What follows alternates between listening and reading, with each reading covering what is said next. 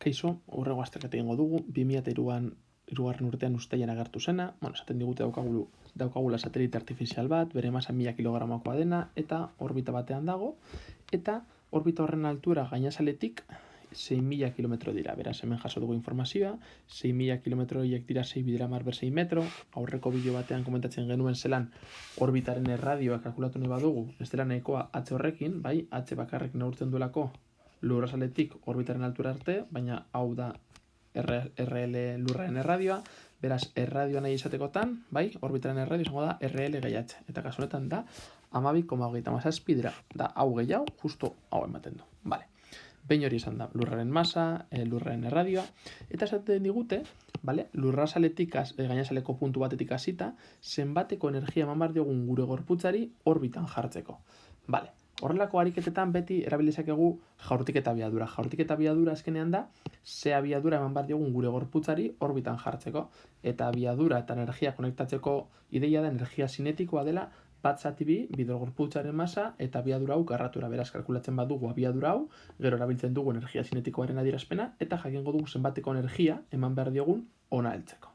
Esan dakoa, jaurtik eta abiaduraren adierazpena hau da, bideo batean azaltzen dugu nondik datorren, eta energia sinetiko jaurtiketa izango da bat zati bi, gorputzaren masa, eta jaurtiketa abiadura hau karratura. Beraz, egingo duguna da, hau karratura egiten badugu, erro karratua jaten zaigu, bat zati bi bider bi kanporatua, eta hemen geratzen da. Beraz, ikusiko dugu zein den energia sinetiko jaurtitzeko gorputza energia sinetikoaren adierazpena. Basan dako horrela geratzen zaigu erro karratua joan zaigu, bat zati bi honekin badoa, eta hemen txikia agertzen da. Orain egin behar dugun gauza bakarra da, hemen dauzkagun datuak, hemen barruan sartzea, eta ea zenbateko emaitza ematen digun.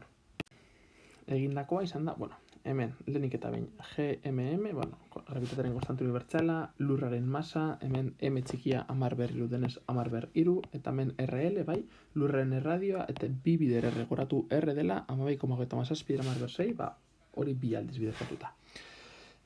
Kanpokoa, egiten bauzue hau, kanpokoa emango dizue, eta hemen barruan, fikatu testa egin duena da faktore komuna, hau bider hau, eta hau bider hau egiterakoan bekoa ematen digu, eta gero hau goradoa, orduan dago, eta 4,74, hori dator bi bider 12,37 egitetik, bider 10 ber 6, ken hemen dagoena, goradoelako, egiten bauzue hau ken hau, geratzen zaizue 18,57 bider 10 ber 6, eta hau bider goikoa zati bekoa, azken ematen digu, 4,78 bider 10 ber 10 joule. Eta hori da, gure gorputzari eman behar diogun energia, lurrazaletik hasita, orbita honetara heltzeko, eta orbita horretan dagokion abiadura orbitala izateko.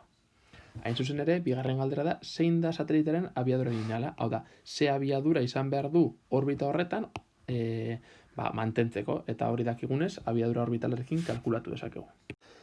Beraz, abiadura orbitala kalkulatzeko, erabiliko dugu bere adierazpena, G bider M zati R. Bai, abiadura orbitalaren adierazpena mundi datorren jakiteko, bideo bat daukagu aurretik, zineten azaltzen dugun. Eta orduan egingo duguna da, datuak zuzenean ordezkatzea. Sartu ditut hemen G, gravitataren konstantu unibertsala, lurraren masa, erradioa da, lurraren erradioa hogei H, lehen kalkulatu duguna, hemen sartu dut, egiten dugu eraiketa, hau ematen digu, erro karratu kalkulatzerakoan, hau da ematen digun abiadura. Beraz, gure satelite artifizialaren abiadura orbitala orbita horretan egonez gero, hau izango zen. Azkenik galdetzen digute, ea zenbatekoa den satelitaren biraketa periodoa lurraren inguruan.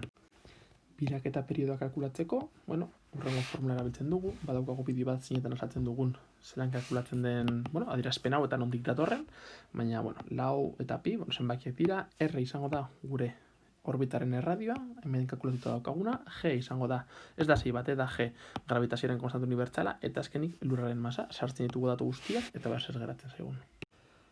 Pintatuak sartuta, eragiketa hau eginda, hau lortzen dugu, errokarratu egiterakoan hau lortzen dugu, eta notazio zientifikoan adierazita, 1,2, 3, 4 aldiz mugitu dugunez, hemen agertzen zaigu 10 ber 4, eta 1,37 dira 10 ber 4. 13.000 segundu inguru izango da gure orbita periodoa. Eta honekin bukatutzat emango dugu gure azterketa.